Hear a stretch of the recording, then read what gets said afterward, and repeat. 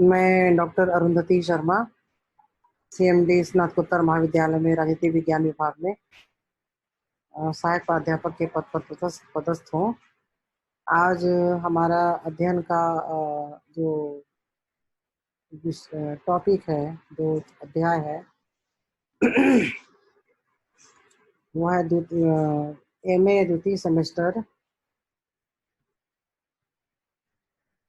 का प्रथम प्रश्न पत्र, जिसका नाम है भारतीय चिंतन का इतिहास, आधुनिक भारतीय चिंतन का इतिहास, और जिसका अध्याय है स्वामी दयानंद सरस्वती। ये इकाई 1 का अध्याय है जिसका अध्ययन हमें करना है। तो स्वामी दयानंद सरस्वती के बारे में आज हम अध्ययन करेंगे। आर्य समाज के संस्थापक स्वामी दयानंद सरस्वती भारत में आध्यात्मिक जागृति के मार्टिन लूथर थे। जिस प्रकार की यूरोप में मार्टिन लूथर का नाम था ईसाई धर्म का प्रचार प्रसार करने, उनका संवर्धन करने और ईसाईयत के बारे में लोगों को जानकारी देने के लिए, उसी प्रकार दयानंद सरस्वती ने हिंदू धर्म के ग्रंथ वेदों और उपनिषदों का समर्थन किया। भारत में आधुनिक इतिहास का प्रारंभ का क्रम दयानंद सरस्वती का नाम क्रम में दयानंद सरस्वती का नाम उसी प्रकार से जाना जा सकता है जिस प्रकार की पाश्चात्य राजनीतिक चिंतन में अरस्तु का नाम जाना जाता है। वास्तव में दयानंद सरस्वती ने भारत में राजनीतिक स्वतंत्रता की नींव रखी और उन्होंने उस समय अपना काम शुरू किया जिस समय हमारा देश भारत विदेशी शासन के शिकंजे में कसा हुआ था।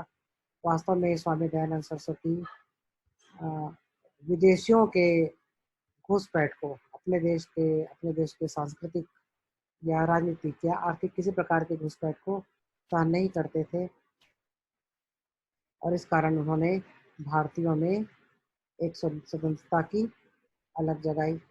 रोमा रोला कहते हैं स्वामी दयानंद सरस्वती के काम को ध्यान में रखते हुए, रोमा रोला का कथन है कि वास्तव में दयानंद सरस्वती भारत में राजनीतिक स्वतंत्रता के प्रेरणा थे। और जब सन 1905 में बंग भंग यानी जब बंगाल का विभाजन किया, उस समय लोगों में बंगाल में जो विद्रोह का सरकार के प्रति विद्रोह का जो विद्रोह की जो बात उनके दिमाग में, विद्रोह का जो उन्होंने मन बनाया या विद्रोह का जो रास्ता अख्तियार किया, जो रास्ता अपनाया, तो वास्तव में वो दयानंद सरस्वती के आर्य समाज की नींव के कारण ही था। आर्य समाज की नींव दयानंद सरस्वती ने इसी कारण की थी कि वो हिंदू धर्म को एक एकता के सूत्र में बांधना चाहते थे, एकजुट करना चाहते थे और राष्ट्र की स्वतंत्रता के लिए वे समर्पित करना चाहते थे। डॉक्टर वीपी वर्मा ने भी कहा है कि स्वामी दयानंद सरस्वती आधुनिक भारतीय चिंतन के इतिहास में स्थान पाने के अधिकारी हैं। उसके 2 कारण हैं। पहला कारण ये है कि दयानंद सरस्वती ने वेद, जो हिंदुओं का मुख्य धर्म ग्रंथ है, वेद और उपनिषद, उसका हिंदी में अनुवाद किया ताकि वो सामान्य जनता तक पहुंच सके, सामान्य जन उनका अध्ययन कर सके। और इसके साथ ही उन्होंने स्त्रियों और दलितों के लिए उद्धार के काम किए। एक धर्म युद्ध जैसे चलाया कि स्त्री और दलितों का स्थान समाज में ऊंचा हो, उनको उनका अपना सही हक मिले। इसके लिए उन्होंने रास्ता अपनाया, उनकी स्थिति में सुधार लाने के लिए बहुत सारे कार्य किए। ये पहली बात। और दूसरी बात ये कि उन्होंने आर्य समाज की स्थापना की। आर्य समाज की स्थापना उन्होंने इसी उद्देश्य से की कि हिंदुओं में अपने देश के प्रति जो देशभक्ति की भावना नहीं थी या कम थी, उनमें वो भावना जगे। और वास्तव में जब देश के लिए लड़ने की बात आई, चाहे 1857 की अ, क्रांति हो या फिर सॉरी 1857 नहीं, जब जब विरोध की बात आई, जैसे बंग भंग में बंगाल के विभाजन में बंगालियों ने या देश के और हिस्सों में जो लोगों ने विरोध किया अंग्रेजी शासन का, तो वास्तव में वो सब आर्य समाजी ही थे या उनके प्रभाव में आने वाले भारतीय लोग थे। तो ये हमें कहना चाहिए कि आर्य समाज ने देश को स्वतंत्रता की लड़ाई में लड़ने वाले बहुत सारे योद्धा दिए। इस प्रकार दयानंद सरस्वती का आधुनिक भारतीय चिंतन में एक महती स्थान है। अब आगे उनके जीवन परिचय पर हम जाते हैं। जीवन परिचय उनका जो असली नाम था या बचपन का नाम था मूल शंकर था। उनका जन्म सन 1824 ईस्वी में गुजरात के टंकारा नामक गांव में हुआ था और वास्तव में बचपन से ही जैसे जैसे बड़े होने लगे हिंदू धर्म में फैले व्याप्त बुराइयों से वो चिढ़ते थे। मूर्ति पूजा पर भी उनका अविश्वास था, भगवान पर विश्वास था और हिंदू धर्म की बहुत सारी बातों को वो देखकर दुखी भी रहते थे कि इस प्रकार का अंधविश्वास या अज्ञानता लोगों में है। और जब 21 वर्ष की आयु में उनके घर में उनके माता पिता ने उनके विवाह की बात कही, तो वो घर छोड़कर भाग गए क्योंकि वो विवाह नहीं करना चाहते थे, क्योंकि उनको देश के लिए काम करना था। उनकी सोच अलग थी, आध्यात्मिक सोच तो थी, दार्शनिक तो थे ही वो। तो वे गृहस्थी के जंजाल में फंसना नहीं चाहते थे, क्योंकि उनको ज्ञान और उम, अ, अ, ज्ञान की खोज में वो इधर-उधर भटकने लगे और इसी के ज्ञान की खोज में, अमरत्व की खोज में भटकते हुए उन्हें अ, ऐसा विचार आया कि एक संगठन का निर्माण करना चाहिए, जिसके छाया तले देशवासियों के लिए और देश के लिए काम किया जा सके। इस प्रकार वो बम्बई पहुँचे और 10 अक्टूबर 1875 को बम्बई में उन्होंने आर्य समाज की स्थापना की और आर्य समाज की स्थापना उनके जीवन का एक अभूतपूर्व घटना थी और उनको विश्वास था कि इस संगठन के तले या इस संगठन के अ, उम, इस संगठन के छत्र छाया में या बैनर तले कि वो हिंदुओं को एकत्रित कर सकते हैं, हिंदुओं के मन में राष्ट्रवाद की भावना जगा सकते हैं और इस प्रकार उन्होंने देश के लिए काम किया। और आगे जो उनके विचार हैं, वास्तव में दयानंद सरस्वती एक दार्शनिक थे, वो राजनीतिज्ञ नहीं थे, दार्शनिक थे और फिर भी उन्होंने अ, राज्य या समाज या देश को लेकर अपने कुछ विचार दिए। तो आगे जो हम उनके विचार हम पढ़ेंगे वो है दयानंद सरस्वती के राजनीतिक विचारों के दार्शनिक आधार। तो दयानंद सरस्वती के राजनीतिक विचारों को दार्शनिक आधार ही धर्म था और वो भी हिंदू धर्म। वास्तव में वो विदेशी आक्रांता या जो विदेशी जो शासक थे, जो हमारे देश को गुलामी के चंगुल में जकड़े हुए थे, तो ईसाई धर्म और इस्लाम धर्म से ऊपर उठकर वो हिंदू धर्म या वेदों के ज्ञान के सहारे वो अ, उनका मुकाबला करना चाहते थे। हालाँकि वो प्रत्यक्ष रूप से तो अंग्रेजी शासन का मुकाबला नहीं करना चाहते थे या आलोचना नहीं कर सकते थे। चाहते तो थे पर कर नहीं सकते थे। तो उनका कहना था कि हिंदू हिंदू यानी आर्य, आर्य जाति सर्वश्रेष्ठ जाति पूरे विश्व में। आर्य जाति सर्वश्रेष्ठ जाति है, विशिष्ट जाति है। आर्यवर्त यानी पूरा भारत, अखंडित भारत जो समय था उसको आर्यवर्त कहा जाता था। तो आर्यवर्त विशिष्ट भूमि है, सर्वश्रेष्ठ भूमि है और वेद सर्वश्रेष्ठ ग्रंथ है, ऐसा उन्होंने कहा। जैसे मार्टिन लूथर कहते थे कि बाइबिल की ओर लौट चलो, वैसे उन्होंने नारा दिया कि वेदों की ओर लौट चलो चलो। और उनका विश्वास था कि वेद केवल एक आध्यात्मिक ग्रंथ नहीं है, बल्कि उसमें वैज्ञानिकता का पुट है।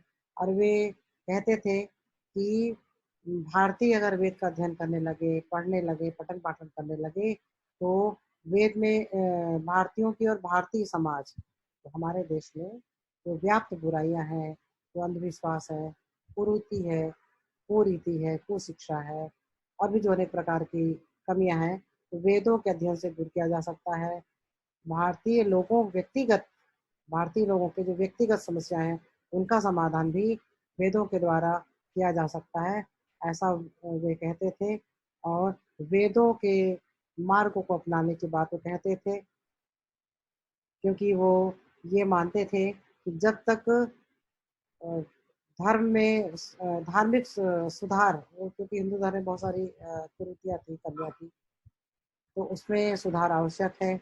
और ये मानते थे कि जब तक कि किसी धर्म में या धार्मिक रूप से कोई सुधार ना हो, तब तक समाज में फैली बुराइयों को दूर नहीं किया जा सकता। और समाज में फैली बुराइयों को दूर नहीं किया जा सकेगा, तो देश में राजनीतिक एकता भी उत्पन्न नहीं की जा सकेगी, ऐसा उनका मानना था। और वे ये इस बात को तो स्वीकार करते ही थे कि वेद केवल आध्यात्मिक ग्रंथ नहीं है, बल्कि विज्ञान का पुट है। और इस प्रकार वो वेदों में आध्यात्मिकता के साथ साथ वैज्ञानिकता का भी, विज्ञान तो था ही उसमें, पर लोगों को ये बताना चाहते थे कि चूंकि उसमें वैज्ञानिकता है, इस कारण उसका अध्ययन करना चाहिए, क्योंकि वह विश्व का सर्वश्रेष्ठ ग्रंथ है। और आगे हम जो विचार का अध्ययन करेंगे, वह है दयानंद सरस्वती का सामाजिक चिंतन या सामाजिक विचार। तो पहला जो बिंदु है, वह है 4 आश्रमों का वर्णन। तो वैसे दयानंद सरस्वती जी ने बहुत सारे ग्रंथ लिखे, बहुत सारी रचनाएं लिखी, परंतु उनका जो फेमस यानी प्रसिद्ध जो रचना है, ग्रंथ है, सत्यार्थ प्रकाश, ये नाम है उसका। तो सत्यार्थ प्रकाश में उन्होंने 4 आश्रमों का वर्णन किया है।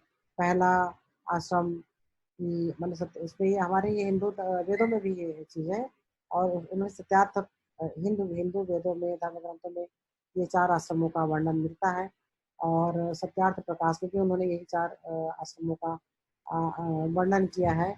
ये पहला ब्रह्मचर्य, दूसरा है गृहस्थ आश्रम, तीसरा है वानप्रस्थ, और चौथा है संन्यासाश्रम।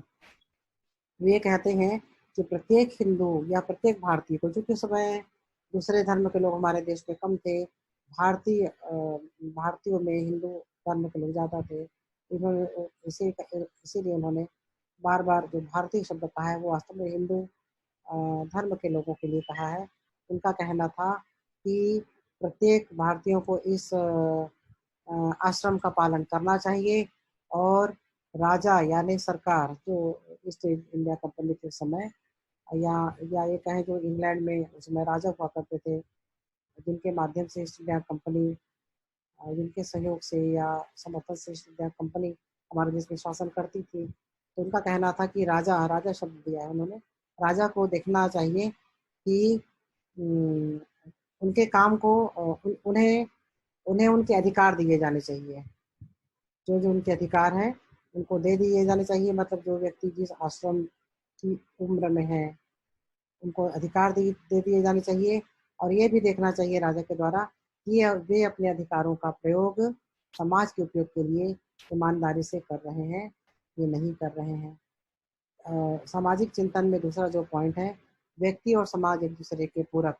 तो स्वामी दयानंद सरस्वती का ये कहना था कि व्यक्ति और समाज एक दूसरे के पूरक हैं। वो एक दूसरे के पूरक हैं, ऐसे कैसे? तो वो मानते थे कि व्यक्ति का उत्थान ही समाज का उत्थान है, व्यक्ति की उन्नति ही समाज की उन्नति है। अतः राजा को या शासक को ऐसे नियम बनाने चाहिए जो समाज के प्रत्येक व्यक्ति के हित में हो, समाज के प्रत्येक व्यक्ति के हित में अगर काम होता है तो समाज का उत्थान अपने आप हो जाता है।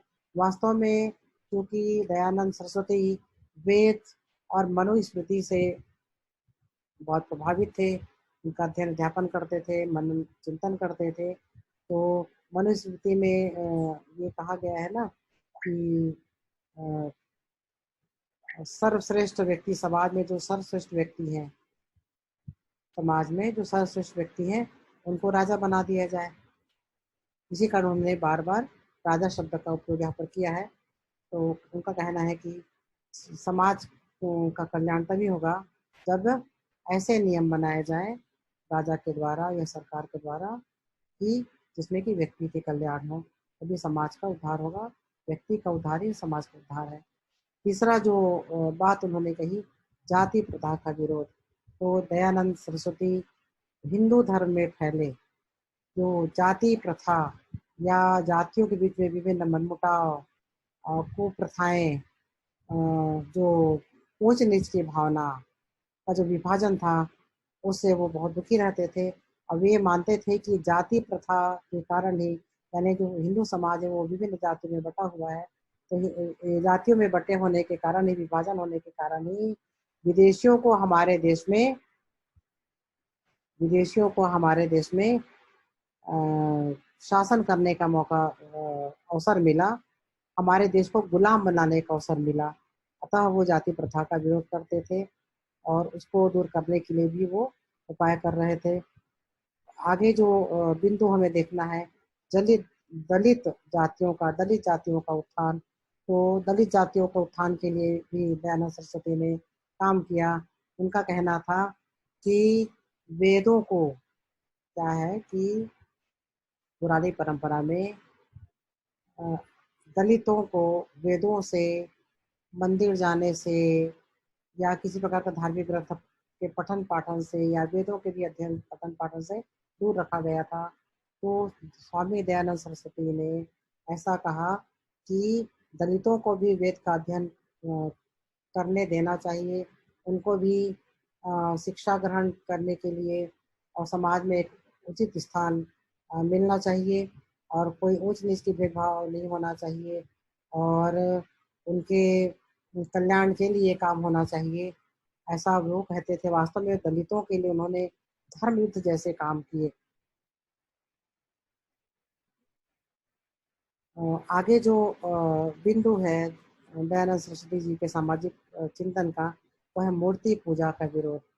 दयानंद सरस्वती जी मूर्ति पूजा के घोर विरोधी थे, और वे इस बात को मानते थे कि वेदों में मूर्ति पूजा का कहीं जिक्र नहीं है। अतः मूर्ति पूजा नहीं होना चाहिए, क्योंकि वो ये देखते थे कि समाज में जितने प्रकार की, जो हिंदू धर्म में जितने प्रकार की जातियां हैं, उतने प्रकार के भगवान, उतने प्रकार की मूर्तियां, और उन मूर्तियों को भी पूजा के अलग अलग तरीके। तो ये मानते थे कि समाज के खंडित होने का ये भी एक महत्वपूर्ण कारण है। वास्तव में ये सब ऐसा वो सोच के या ऐसा वो विचार देश वालों को ऐसा संदेश दे के वो समाज में एकता की स्थापना करना चाहते थे। उनको लगता था कि मूर्ति पूजा समाप्त हो जाए तो ये भी एक समाज को संगठित करने का एक उदाहरण बनेगा। आगे जो हमें देखना है कि नारी की गरिमा का समर्थन। तो नारी की गरिमा का समर्थन उन्होंने किया। नारी को शिक्षा ग्रहण करने की उन्होंने पुरजोर कोशिश की कि किसी प्रकार का उनको पर्दा में रखना या घर में बंद रखना या उनके साथ दुर्व्यवहार करना, उनको कम शिक्षा दिया जाना। तो बेटा और बेटी जो उस समय ज़्यादा प्रचलित थी देश में, तो इस बात को वो कहते हैं कि नारी को भी पूरा सम्मान मिलना चाहिए, ऐसा उनका कहना था। और नारी की स्वतंत्रता की बात उन्होंने कही, और नारी को आगे बढ़ने के लिए, क्योंकि वो मानते थे कि देश की अगर आधी आबादी बंधन में है या अशिक्षित है तो ये देश के लिए घातक है। और वे मानते थे कि अगर नारी शिक्षित होंगी तो उनकी संतानें भी शिक्षित होंगी और ऐसा पूरा देश शिक्षित हो जाएगा, और इस प्रकार से हमें विदेशियों के चंगुल से मुक्ति मिलेगी, एक नए समाज का सृजन होगा, एक नए राष्ट्र का सृजन होगा, ऐसा स्वामी दयानंद सरस्वती मानते थे।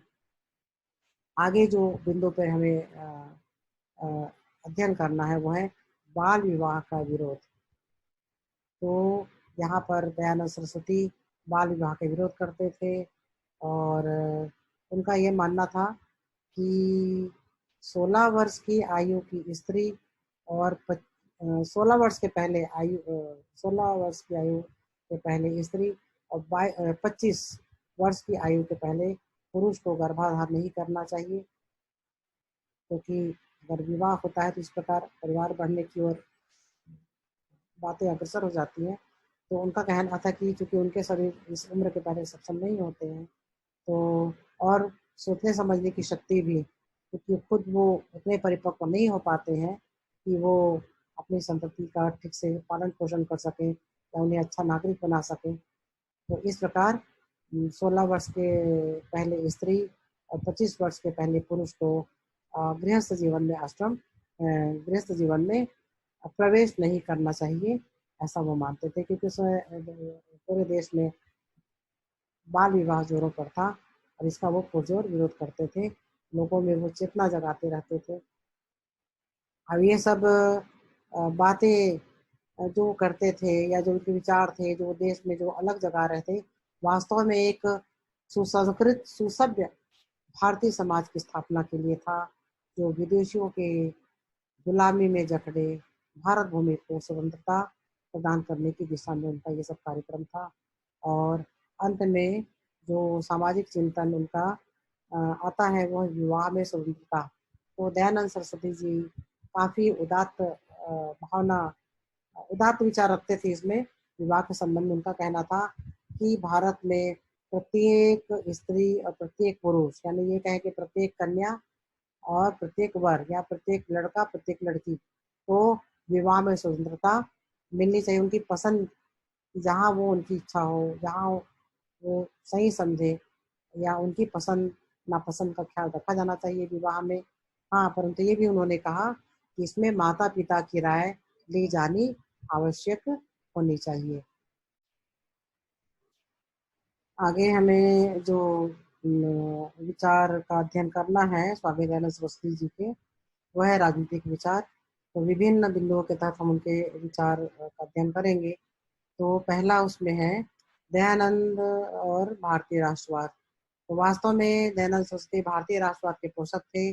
उनमें राष्ट्रवाद की भावना कुट-कुट के भरी हुई थी। वे अपने देश को, भारत को आज़ाद यानी परतंत्रता में न देखकर मुक्त देखना चाहते थे और वे हिंदू धर्म को विश्व के सारे धर्म से ऊंचा मानते थे। हिंदुओं के जो वेद और उपनिषद थे उनको वे सर्वश्रेष्ठ ग्रंथ मानते थे पूरे विश्व में। और वे, उनका कहना भी था, वे कहा करते थे कि आर्य ईश्वर के सबसे प्रिय लोग हैं और भारत ईश्वर का सबसे प्रिय देश है और वेद ईश्वर की वाणी है। और अतः वो सर्वश्रेष्ठ धर्म, हिंदू धर्म को सर्वश्रेष्ठ धर्म मानते थे। और हिंदुओं में जो जातियां हैं, तो एक तो जातियों के खिलाफ थे वो, कि जातियों में इस प्रकार से विभिन्न स्तर से जो बटे हुए थे वो नहीं होना चाहिए। पर वो मानते थे कि हिंदू केवल एक संगठित हो जाए। तो उनका मानना था कि चूंकि देश में हिंदू बहुसंख्यक हैं, तो अगर हिंदू संगठित हो जाए तो ब्रिटिश साम्राज्य को देश से बाहर किया जा सकता है, ऐसा वो मानते थे। और वो चूंकि भारतीय समाज में एकता चाहते थे, उनका मानना था कि अगर भारतीय समाज में एक राष्ट्रीय भाषा हो जाए। वास्तव में महात्मा गांधी के बहुत साल पहले, वर्षों पहले महात्मा गांधी के जी ने जो ये कहा था कि एक राष्ट्रभाषा होनी चाहिए, हिंदी राष्ट्रभाषा होनी चाहिए, उसके वर्षों पूर्व ही दयानंद सरस्वती ने एक राष्ट्रीय भाषा की बात कही थी, और जो सबकी भाषा होगी, जिसमें राष्ट्र की एकता को बल मिलेगा। और वो राष्ट्रीय भाषा एक राष्ट्रीय भाषा, और उसमें भी हिंदी भाषा के वो समर्थक थे। दूसरा जो विचार है भारतीय राष्ट्रवाद एवं आर्य समाज। वास्तव में स्वामी दयानंद सरस्वती ने आर्य समाज की स्थापना उसी समय की आर्य समाज के लिए उसी समय डाली कि जब पूरे भारतीय संस्कृति पर विदेशियों का शिकंजा कसता जा रहा था। अ, और वास्तव में जब भारतीय संस्कृति बहुत बड़े बहुत बड़े संकट से गुजर रही थी, तो तब उनकी रक्षक के रूप में स्वामी दयानंद सरस्वती आगे आए और इस प्रकार उन्होंने आर्य समाज की स्थापना की। आर्य समाज का मुख्य कार्य ही था स्वदेशी का प्रचार, विदेशी वस्तुओं का बहिष्कार, राष्ट्रीय शिक्षण प्रणाली, गुरुकुल प्रणाली का प्रारंभ करना और अस्पृश्यता को मिटाना, दलितों का उद्धार, स्त्रियों का उत्थान और जातियों का निषेध। ये उनका आर्य समाजियों का मुख्य कार्य था और इसी बिंदुओं को लेकर पूरे देश में वो अपना कार्य कर रहे थे और देश में अलग जगाने का काम कर रहे थे। वास्तव में आर्य समाजियों के कार्य के 4 स्तंभ थे: स्वराज्य, स्वधर्म, स्वदेशी और स्वभाषा। और इस 4 स्तंभों में काम करते हुए वो राष्ट्र को एकजुट करके संगठित करने के प्रयास में लगे हुए थे। तीसरा जो तीसरा जो पॉइंट है वो है दयानंद के लोकतंत्र संबंधी विचार। वास्तव में अ, लोकतंत्र की जो धारणा थी दयानंद सरस्वती जी के विचार में, वो बहुत उदात्त धारणा थी, क्योंकि जब पूरा देश विदेशी शिकंजों में फंसा हो और पूरा देश क्या पूरे विश्व में ब्रिटिश शासन चल रहा था, ऐसे में लोकतंत्र की धारणा अ, का प्रादुर्भाव करना देश में बहुत बड़ी बात थी। और वो चाहते थे कि कोई भी व्यवस्था में निर्वाचन पद्धति से कोई भी सदस्य का चुनाव होना चाहिए। वो चाहते थे कि शासन प्रणाली जो भी है हमारे देश में, उसमें शासन प्रणाली थी, उसमें भी चुनाव निर्वाचन के तहत सदस्यों का जो पद है या जो अधिकार है, यानी जो अधिकारी नियुक्त किए जाते हैं, वो निर्वाचन के तहत होना चाहिए। और उनके आर्य समाज नामक जो संगठन में जो भी पद था, उसमें सदस्यों का चुनाव निर्वाचन के आधार पर ही होता था और इस पद्धति को पूरे देश में देखना चाहते थे। आगे जो बिंदु है पूर्ण स्वराज की मांग। वास्तव में दयानंद सरस्वती ने पूर्ण स्वराज की अ, मांग भी की और अपना उसके लिए व्यापक कार्य किया, जनता के बीच में जागरूकता फैलाई और इस प्रकार पूर्ण स्वराज की भावना उनके अंदर थी, जो वो चाहते थे। आगे जो पॉइंट है वो है ग्राम प्रशासन। दयानंद सरस्वती ने देखा कि ग्रामों में बहुत सारे ऐसे ग्राम हैं जो अ, पूर्ण रूप से अविकसित है, कोई सुविधाएं नहीं है, कोई साधन नहीं है और लोगों को बहुत ज़्यादा असुविधाएं हैं। तो वास्तव में जैसे वर्तमान में है ना ग्राम्य व्यवस्था, पंच है, सरपंच है, पटवारी है, थाना है, तहसील है, उस प्रकार की व्यवस्था वो उस समय चाहते थे। और इस प्रकार से उनका कहना था कि सरकार को ग्राम प्रशासन की तरफ भी या ग्रामों की व्यवस्था की तरफ, अ, यानी उनकी व्यवस्था को हटाकर अच्छे व्यवस्था की तरफ ध्यान देना चाहिए। और उनका कहना था कि प्रत्येक ग्राम में एक पुरुष प्रधान होना चाहिए और 10 ग्रामों के का दूसरा पुरुष प्रधान होना चाहिए, 20 ग्रामों का तीसरा पुरुष प्रधान होना चाहिए और फिर 100 ग्रामों का एक चौथा प्रधान पुरुष होना चाहिए और सहस्त्रों ग्रामों को मिलाकर सहस्त्रों ग्रामों को मिलाकर एक प्रधान होना चाहिए। इस प्रकार वो ग्राम प्रशासन की व्यवस्था चाहते थे। आगे जो पॉइंट हमें देखना है स्वदेशी। तो वास्तव में दयानंद सरस्वती स्वदेशी के समर्थक थे और ये इस बात को जानते थे कि जैसे आप लोगों ने या हमने जो बचपन में पढ़ा या किसी और दूसरी किताब में तीसरी क्लास में पढ़ा यहाँ से हमारे देश से कच्चा माल अंग्रेज ब्रिटेन ले जाते थे, और उसी कच्चे माल से, उदाहरण के जैसे यहाँ से हमारे देश से कपास ले जाते थे सस्ते पानी के मोल में, सस्ते भाव में, और वहाँ अपने मिलों में, मैनचेस्टर के मिलों में, फैक्ट्रियों में उसी रुई का धागा और कपड़ा बनाकर हमारे देश में लाते थे, और उसे महंगे दामों, बहुत महंगे दामों में बेचते थे। तो ऐसे ही सारे कच्चे माल को ले जाते थे और उसका सामान बना के हमें ही, हमारे देश के लोगों को ही महंगे दामों में बेचा जाता था। इस बात को दयानंद सरस्वती समझते थे, और तो उन्होंने इसके खिलाफ स्वदेशी का प्रचार प्रसार किया, और वे चाहते थे कि हमारे देश में ही कच्चा माल, अगर हमारे देश का ही है तो हमारे देश में ही सारे सामान बने, सारी वस्तुएं बने, ताकि हमारे देश के गरीब लोगों को उचित मूल्य पर उनकी ज़रूरत के सामान मिल सके, ज़रूरत की वस्तुएं मिल सके। और जब वो जोधपुर, राजस्थान में जोधपुर, वहाँ के राजा के यहाँ गए, तो उन्होंने वहाँ के राजा को स्वदेशी माल के उत्पादन के लिए भी कहा, और ये कहा कि जो स्वदेशी कपड़े जो तैयार हो रहे हैं उसमें, उस उद्योग में वो सहायता करें। इस प्रकार स्वदेशी के प्रति उनका अक्षुण्ण लगाव था, और जानते थे कि स्वदेशी सामान अगर उचित मूल्य पर हमारे देश को मिलने लगे, हमारे देश की आर्थिक स्थिति भी सुधरेगी, और हमारे भारतीय लोगों की बहुत सारी समस्याओं का समाधान होगा। आगे जो बिंदु हमें अध्ययन करना है वो है अहिंसा की धारणा।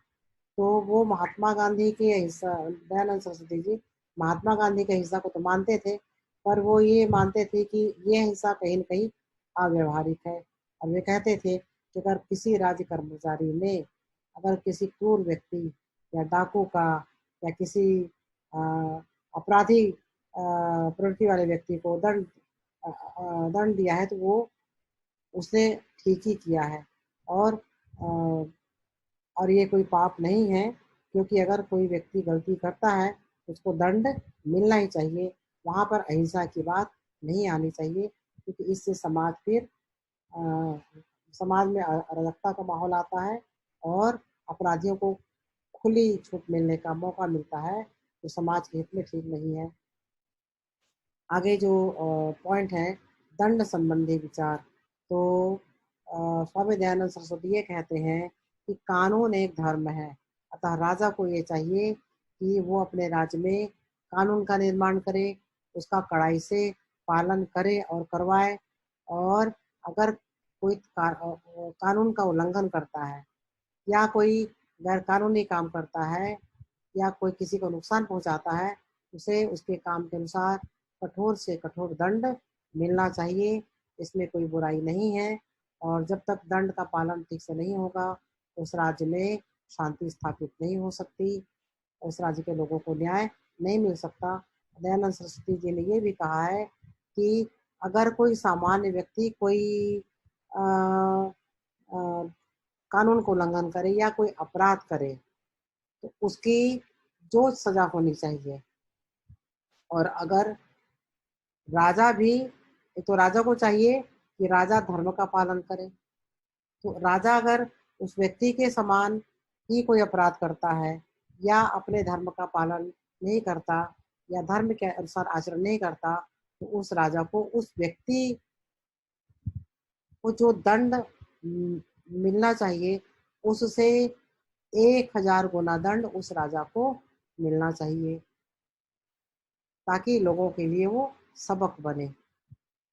ऐसा दयानंद सरस्वती जी का विचार था। और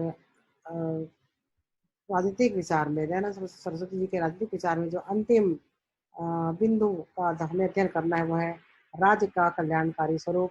तो दयानंद सरस्वती जी का कहना था कि राज्य का जो स्वरूप है वो पुलिसिया स्वरूप नहीं होना चाहिए, बल्कि यह एक कल्याणकारी उसका स्वरूप होना चाहिए, जिसमें जनता की भावना को समझ के नियम बने, जनता के कल्याण के मार्ग बने, और जनता के हित के नियम बने, ताकि जनता खुशहाल हो सके। और इस प्रकार वर्तमान में राज्य का कल्याणकारी स्वरूप ही होना चाहिए, ऐसा उनका विचार था।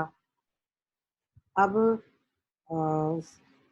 राजनीतिक विचार का अध्ययन करने के पश्चात हमें स्वामी दयानंद सरस्वती सरस्वती जी के शिक्षा संबंधी विचार का अध्ययन करेंगे हम। तो शिक्षा संबंधी विचार को वो बहुत ऊपर मानते थे। उनका कहना है कि विश्व में जितने भी बड़े दान हैं, जितने भी बड़े दान हैं, अन्नदान, वस्त्र दान, धन दान और भी जो भी दान होंगे, तो स्वामी दयानंद सरस्वती जी का कहना था कि इसमें सभी दानों में शिक्षा का दान महान दान है। और वो बहुत ही बहुत ही उसको महत्वपूर्ण मानते थे।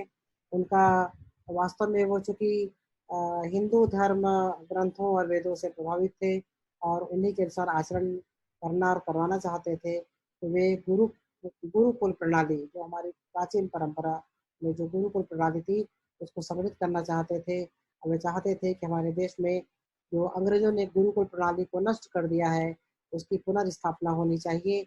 और प्रत्येक 5 मील के की दूरी पर, प्रत्येक 5 मील की दूरी पर एक गुरुकुल होना चाहिए।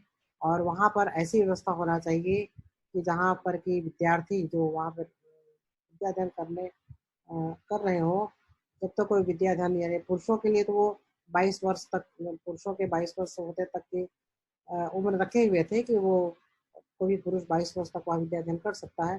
तो उनका मानना था कि गुरुकुल में ऐसी व्यवस्था होना चाहिए कि वहाँ जो विद्या अध्ययन कर रहे हों, उनकी विद्या अध्ययन करने के वर्ष तक उनका स्थायी निवास हो और उनका रहन सहन, खान पान और उनकी सारी व्यवस्था होनी चाहिए जो एक विद्यार्थी को आवश्यक होती है। और पारिवारिक और आर्थिक स्तर पे किसी विद्यार्थियों से किसी प्रकार का भेदभाव ना हो। और इसी तारतम्य में दयानंद सरस्वती स्त्री और दलितों, शूद्रों को भी गुरुकुल प्रणाली में शिक्षा अध्ययन प्रदान करने, लेने देने के विचार रखते थे। उनका कहना था कि एक स्त्री अगर सुशिक्षित होती है तो पूरे परिवार को आनंदित रखती है। एक परिवार की धुरी होती है स्त्री, अतः उसे भी शिक्षित होना चाहिए। और इस प्रकार से उन्होंने स्त्री और शूद्रों की शिक्षा की भी बात कही। और उन्होंने कहा कि चूंकि वो स्त्री और शूद्र हैं, तो इस प्रकार लिंग और जाति या वर्ण के आधार पर किसी प्रकार का भेदभाव उनके साथ नहीं होना चाहिए, ऐसा दयानंद सरस्वती जी ने कहा। दयानंद सरस्वती जी के विभिन्न विचारों का अध्ययन करने के पश्चात हम आगे ये अध्ययन करेंगे कि भारतीय चिंतन को स्वामी दयानंद का क्या योगदान है और एक मूल्यांकन। तो वास्तव में